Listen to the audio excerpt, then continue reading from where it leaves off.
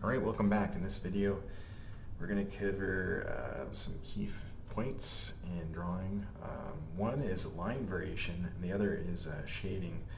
I did want to mention that you can erase. I'm not against erasing for certain purposes. You can see here in the hammer head here that I erased back just because I didn't like the angle, and I left some of it there as like a ghost.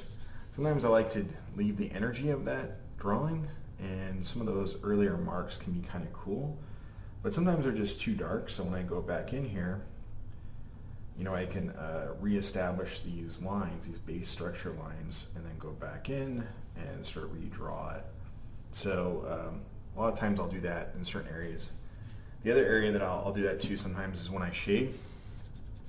So right here I'll add sort of a ground plane shadow, cast shadow here. And with shading, it's about time and pressure. So the more pressure you add, the darker it'll be, and the more time you apply, the darker it'll be essentially. So I tend to go kind of light and sort of build up with time.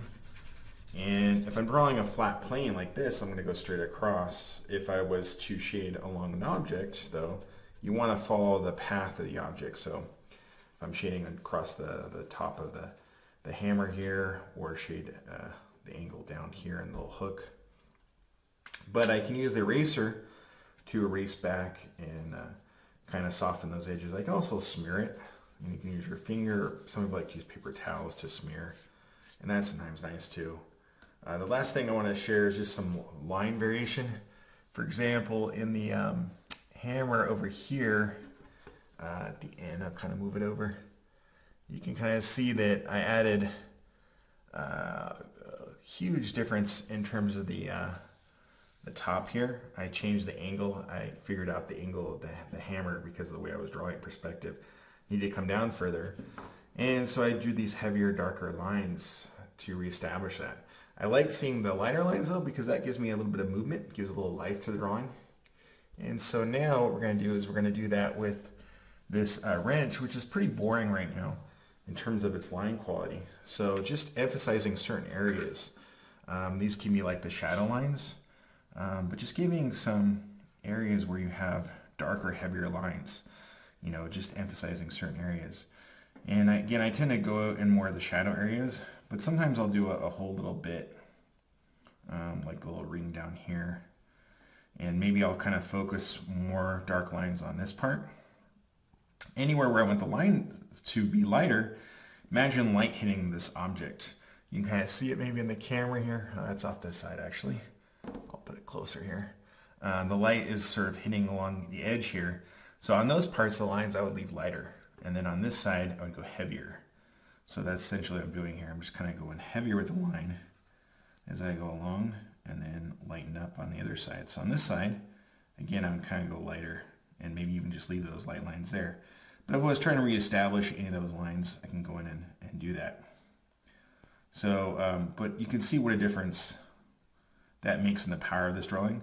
Even if I add a darker, heavier line along here, for this little part that's the bevel pill where the stamp is on, you know, right there, just by doing that, it kind of gives it a little bit more dimension. And I haven't even added any shading. Obviously, if I was going to shade this with some value, you want to shade in the direction, sort of follow the form. So I can go straight up and down, or I can start to curve it and get that. You can use a side ear pencil to do this. I use the side a lot when I'm shading. And you can go against the grain, but if you do that, you're going to want to smear the value and make it softer. So some people will do that. They'll just kind of place in large bits of value, not worrying about the direction. But I find that that tends to just not look as good for some reason. I think you can still see some of the streaks unless you really blend it out completely with some cotton swabs or something like that. But the other thing I like to do is, you know, by doing this, I get some of these little scratch marks and surface marks that come along with the wrench. So yeah, pretty fun stuff to look into. You can see here on the screwdriver head, I kind of added some shading here. Now the other way to do it is diagonal shading. Again, I think I mentioned this in a previous video that Leonardo da Vinci did almost all diagonals. So just make sure you don't do straight up and down or sideways, but try and do some sort of diagonal, okay? So that's it for this tutorial. Next tutorial we'll cover some inking. Until then, cheers.